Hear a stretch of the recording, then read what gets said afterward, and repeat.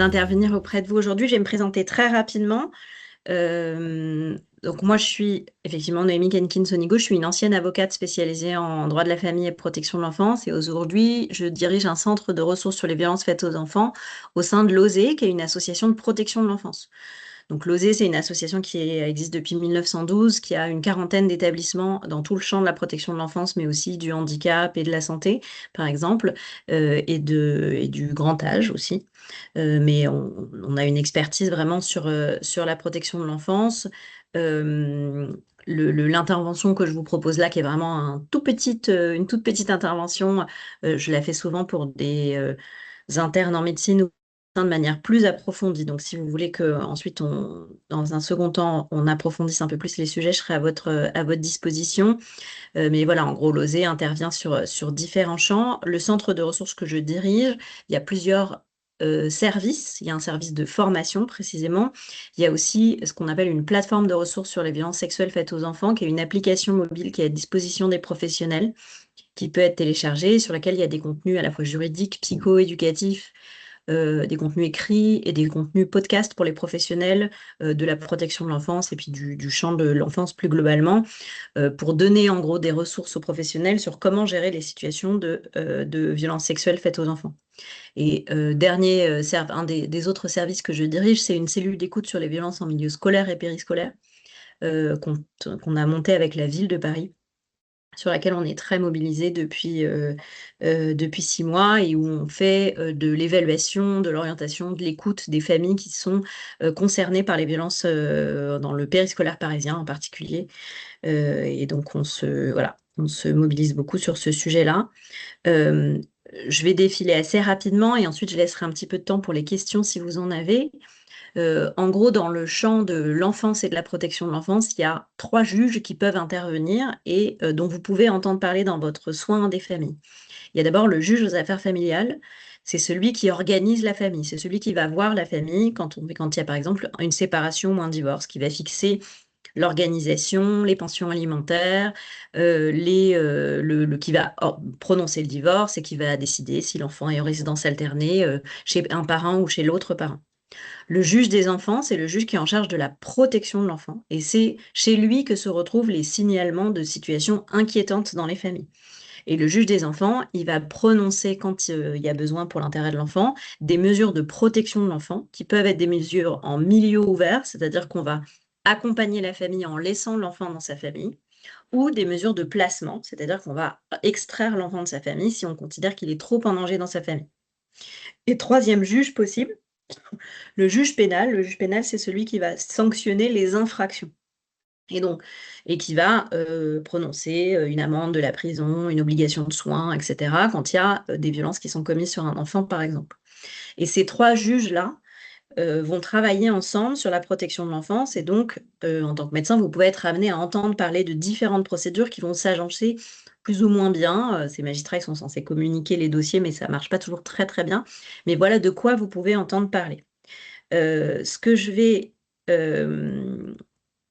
vous proposer, c'est un petit panel, en gros, des violences qui sont subies par les enfants et de ce à quoi vous pouvez être, ce que vous pouvez être amené à connaître dans les familles.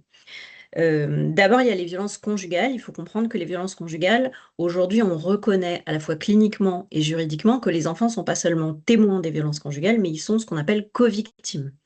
C'est-à-dire que les violences conjugales, ça concerne une femme sur 6 dans sa vie sera victime de violences conjugales. Il y a aussi des hommes qui sont victimes, sur lesquels il y a aussi un gros tabou. Dans 80% des cas de violences conjugales, ça concerne une famille avec des enfants mineurs au domicile. Donc les violences conjugales, ça concerne beaucoup les enfants, statistiquement, mais aussi cliniquement. On sait aujourd'hui que vivre dans un climat de violence conjugale, c'est une maltraitance en soi, ça a des conséquences sur le développement de l'enfant, etc. Les typologies de violences conjugales qui existent, violences verbales, physiques, sexuelles, matérielles, économiques, sur la parentalité, les violences administratives, c'est des violences qui vont, dans la famille, avoir un impact sur l'agencement des relations, sur le climat de la famille, et qui vont vraiment avoir un impact sur le développement de l'enfant. Et donc, c'est des éléments qu'il faut vraiment avoir à l'esprit et ne pas scinder l'analyse de la famille entre, bon, ça se passe au sein du couple, ça ne concerne pas l'enfant. Si, des violences conjugales, ça concerne toujours l'enfant et ça a toujours un impact sur les enfants, que ce soit juridiquement, cliniquement, au niveau développemental et au niveau psychologique. Juste, voilà, en termes de statistiques, ça concerne une femme sur 6 au moins. Ça concerne aussi les hommes.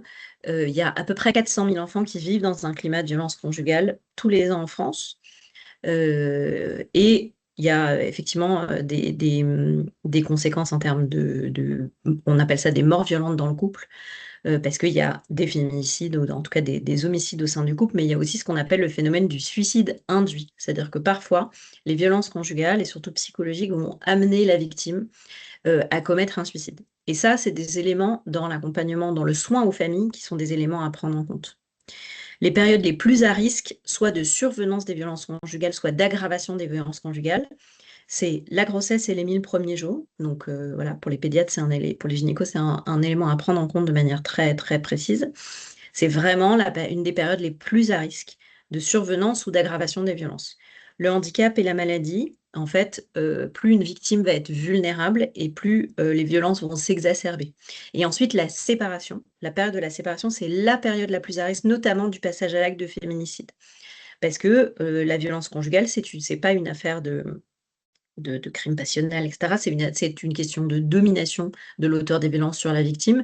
Et donc la séparation, c'est le moment où l'auteur des violences va avoir le sentiment que sa victime lui échappe à son contrôle, et donc ça va venir présenter un risque important sur la victime de violences conjugales. Comme je vous le disais, les enfants, donc 80% des femmes victimes de violences sont des mères, et donc la violence conjugale, c'est un enjeu de protection de l'enfance et ça concerne les enfants. Je vais aller vite là-dessus pour avoir du temps.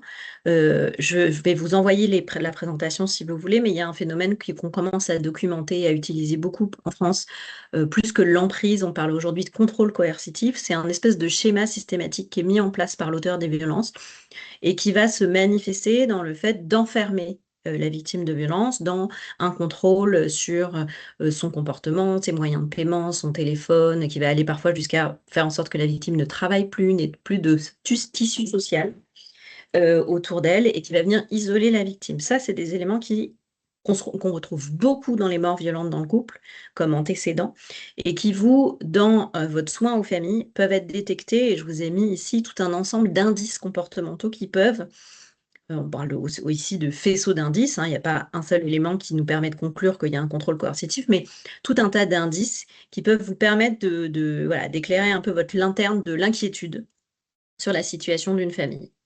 Et avec des facteurs de risque qui sont beaucoup plus importants, qui doivent vous inquiéter immédiatement et vous pousser immédiatement à faire un signalement, des armes à disposition, des menaces ou des fantasmes d'homicide ou de suicide, des troubles psychiatriques non stabilisés, l'addiction, l'usage de stupéfiants, etc. Donc ça, c'est pour la partie violence conjugale, mais qui sont, encore une fois, des violences aussi faites aux enfants. Ensuite, il y a les violences faites directement aux enfants. Aujourd'hui, dans les statistiques, on sait qu'il y a à peu près 12% des hommes et des femmes qui déclarent avoir subi des violences physiques avant l'âge de 15 ans. On parle de 3 enfants par classe qui sont victimes de violences sexuelles. Donc, c'est vraiment un phénomène endémique et qui concerne beaucoup d'enfants, y compris dans votre patientèle. Je ne vais pas dans le détail, mais vous aurez tout ça. Ensuite, qu'est-ce que vous faites, vous, face à ça, en tant que médecin? En tant que médecin, vous êtes coincé entre le secret médical, donc voilà, vous n'avez pas le droit de révéler ce qui est de l'ordre, ce que vous avez appris dans le cadre de votre activité, mais aussi l'obligation de signaler. Je vous ai remis ici l'article 434-3 du Code pénal, qui est l'obligation pour quiconque, pas seulement les médecins, mais pour quiconque, quand on a connaissance de privation, mauvais traitement, agression ou atteinte sexuelle infligée à un mineur ou à une personne vulnérable, d'en informer les autorités judiciaires ou administratives, jusqu'à ce que ces infractions s'arrêtent. Et donc, tout citoyen français qui a connaissance de maltraitance a l'obligation de le signaler. Et donc, il y a des règles qui se sont établies dans les dernières années et qui ont permis de modifier la loi, notamment en 2020, sur les exceptions au secret médical pour venir signaler des violences ou des maltraitances. Ces exceptions au secret médical, elles diffèrent si la victime est mineure ou majeure. Alors, Si la victime est mineure, vous avez l'obligation de signaler les violences qui sont subies dès que vous avez un constat de sévices ou de privation qui peuvent laisser présumer des violences physiques, sexuelles ou psychiques. Et donc le secret médical doit être suspendu aux fins de signalement des maltraitances et des violences faites aux enfants. Et vous pouvez même suspendre, faire une exception, au secret médical quand la victime est majeure. Pour ça, il faut réunir 2 conditions qui sont des conditions cumulatives.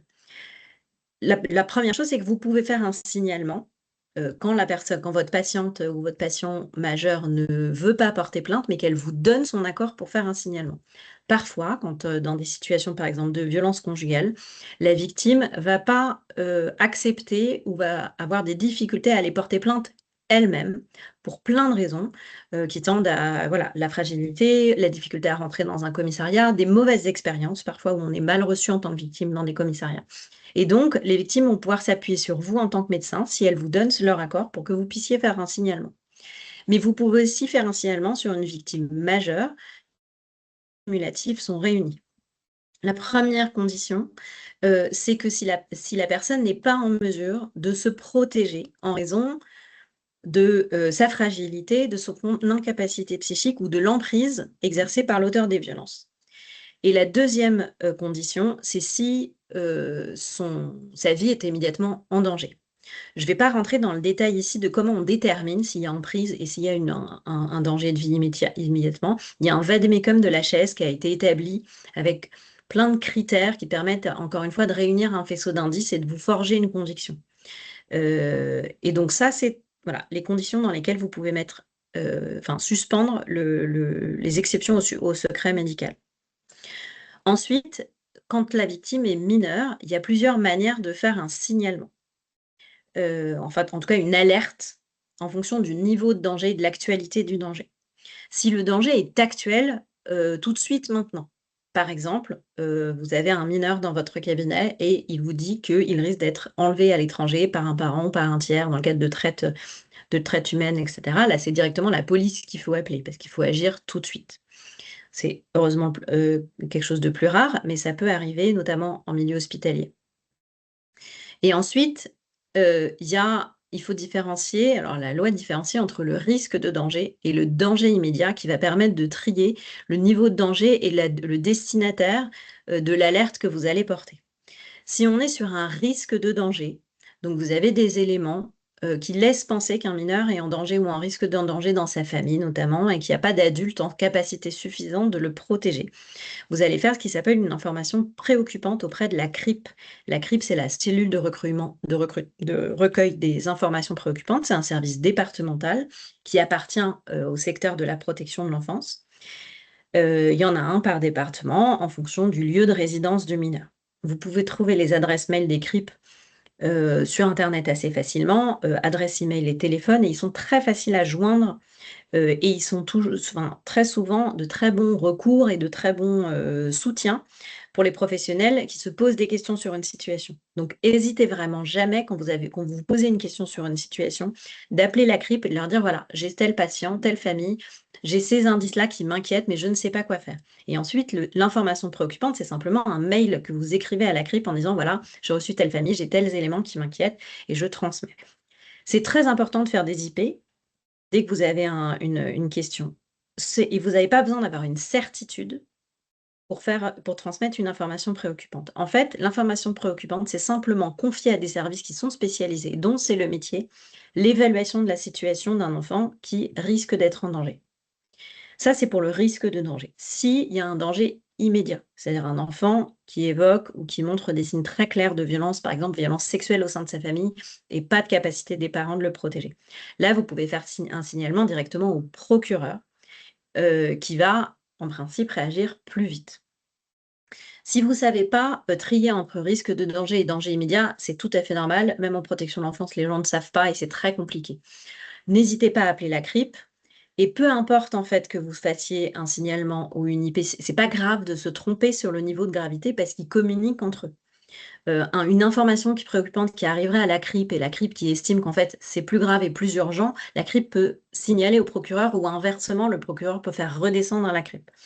Mais voilà, en tant que médecin, c'est toujours important de transmettre l'information à des services qui sont en capacité d'évaluer et éventuellement de mettre en place des mesures de protection.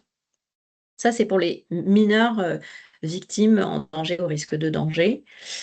Quelle heure est-il? Comme ça, je réserve du temps pour les questions.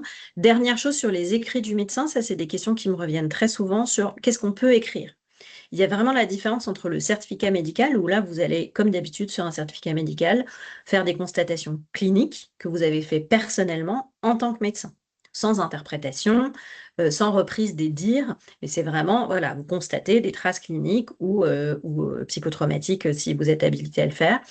Mais ça, c'est le certificat médical. En revanche, dans tout signalement OIP, en particulier sur les mineurs, vous pouvez mettre tous les éléments utiles à l'évaluation et au traitement du dossier par l'autorité judiciaire ou administrative. Ça a été confirmé par le Conseil d'État plusieurs fois. Et je vous ai mis les références des arrêts du Conseil d'État. Pourquoi? Parce qu'il y a régulièrement le Conseil de l'ordre qui va venir porter des sanctions sur des médecins qui ont fait des signalements ou des IP. La loi a évolué, il y a des travaux ministériels sur ce sujet-là qui sont en cours pour essayer de favoriser les signalements par les professionnels de santé. La jurisprudence qui continuellement permet aux médecins de le faire et nous, on essaye de former de plus en plus les médecins pour que vous vous sentiez autorisés et soutenus dans ces démarches-là pour le faire le plus facilement, toujours dans l'intérêt de l'enfant. Voilà, j'ai été très vite. On a un petit peu de temps pour des questions. N'hésitez pas à en poser et ensuite je vous enverrai les présentations si jamais, voilà, vous voulez approfondir certains sujets. Bonjour, alors déjà je suis désolé Noémie parce que j'ai été en retard, j'ai été pris au bloc opératoire, donc j'ai assisté qu'à la deuxième moitié de la présentation, mais c'était hyper intéressant. Et j'ai quand même une question, enfin deux questions si c'est possible. La première c'est est-ce que le médecin, une fois que lui il a fait la démarche qu'il devait faire, il a encore des actions à faire? Est-ce qu'il doit s'assurer que le dossier suit son cours ou est-ce qu'il a plus rien à faire une fois qu'il a passé l'info, quoi? Alors, une fois qu'on a fait le signalement au LIP, non, le médecin n'a plus d'obligation et souvent, et moi je discute beaucoup avec les médecins, souvent c'est même très frustrant parce qu'en fait vous n'avez pas de nouvelles. Celui qui fait le signalement au LIP n'a pas de nouvelles du dossier après et ne sait pas comment est traité au niveau protection de l'enfance le dossier. Parfois on va vous venir vous demander de témoigner ou de faire, on va vous demander votre avis dans le cadre d'une enquête éventuellement, mais vous aurez la plupart du temps pas de nouvelles. Donc non, ce qu'il faut, enfin, votre obligation, c'est de signaler, donc faire IP ou signalement, et ensuite dans le soin à la famille, de conserver un lien au soin, un lien avec la famille si vous restez le médecin. Petite précision que j'ai pas donnée, quand vous faites un signalement sur un mineur, en principe, vous devez prévenir les détenteurs de l'autorité parentale, sauf si c'est contraire à l'intérêt de l'enfant. Donc, par hypothèse, quand même, très souvent, quand les violences viennent des parents, c'est pas dans l'intérêt de l'enfant de prévenir les parents. Mais voilà, est-ce que je ne sais pas si ça répond à votre question. Oui, oui, ça répond. Et si jamais, par exemple, le conjoint, etc., rentre en contact avec nous, parce que j'imagine qu'à un moment, ils sont au courant qu'il y a une déclaration qui a été faite, comment est-ce que ça se passe? C'est-à-dire alors là, réexpliquer hein, la question, pardon. Si jamais on signale, on a l'impression que dans un contexte de violence sur les enfants, il y a un des parents qu'on pense être un peu, enfin, plus ou moins responsable, en tout cas qui est rapporté comme tel, qui essaie de rentrer en contact avec nous après la déclaration. Enfin, comment ça se passe la relation avec les personnes qu'on a en tout cas indiquées pour signalement? Bah, vous n'avez pas, si vous considérez que c'est contraire à l'intérêt de l'enfant, vous n'avez pas à expliquer ce qu'il y a dans le signalement. Mais et vous pouvez continuer le soin si vous estimez que ça reste conforme à l'intérêt du patient. Euh, voilà. Enfin, c'est un arbitrage Ouais. c'est parfois difficile, j'imagine, pour les praticiens quand même, parce que du coup, on est un Oui, peu pris entre deux, entre une oui, procédure qu'on fait en cours ou qu'on a déclenchée, ouais. et en même temps, les patients qui continuent de venir, qu'on essaie d'accompagner. Donc. Ouais. Oui, oui, c'est un arbitrage qui est pas évident et qui alors bien souvent en fait les parents vont changer de médecin. Enfin, des parents qui apprennent qu'un médecin a fait un signalement sur la famille. Moi, je vois des ruptures de prise en charge de soins beaucoup, enfin très souvent. Et si c'est pas le cas et que vous continuez à avoir accès à l'enfant, par exemple, bah, tant mieux. Mais vous pouvez confirmer aux parents, oui, effectivement, j'ai fait un signalement. S'ils l'ont appris, de toute façon, ils le savent, mais vous n'êtes pas obligé d'expliquer l'intégralité de ce que vous avez expliqué. Ok, merci beaucoup.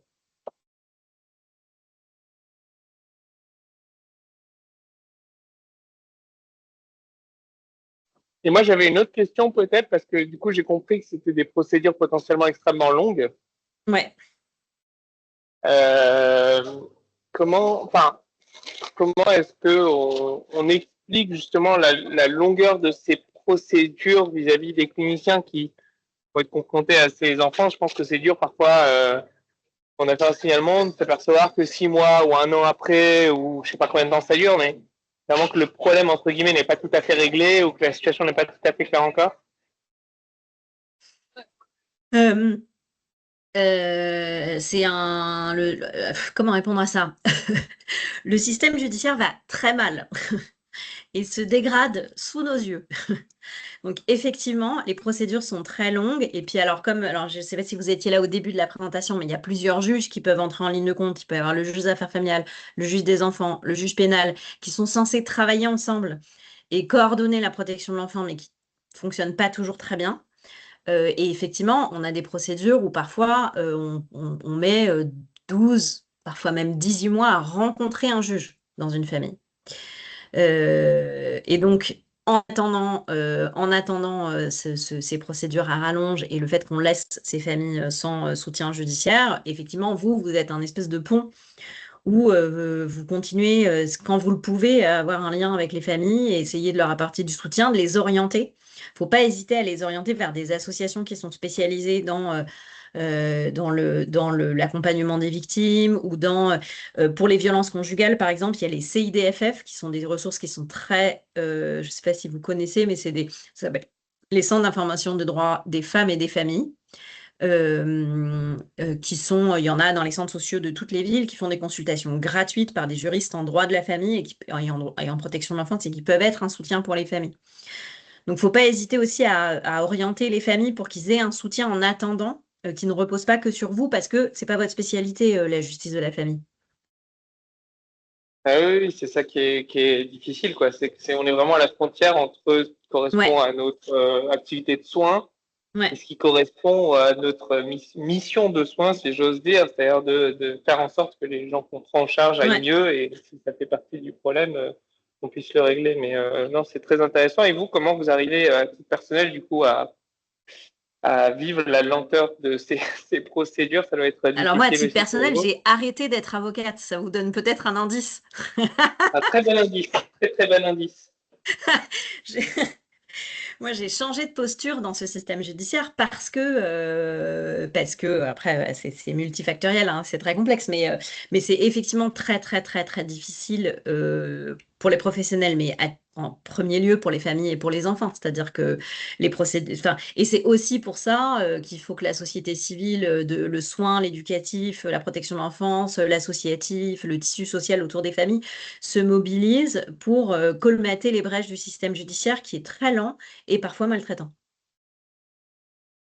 Bon, merci beaucoup. Moi, j'ai posé assez de questions. Mmh. En tout cas, c'était vraiment hyper intéressant.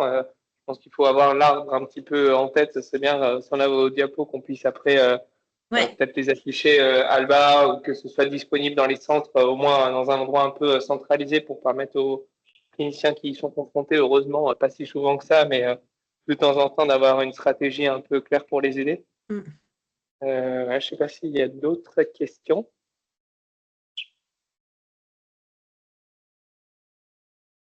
Non. Ça n'a pas C'était l'air, hyper non? clair. Non, non, je j'étais vous ai Bon. mis super le clair. lien du Vademecum sur les violences conjugales et sur les indices, donc pour signalement victime majeure, entre la double condition de gravité des violences, de risque pour la vie et l'emprise.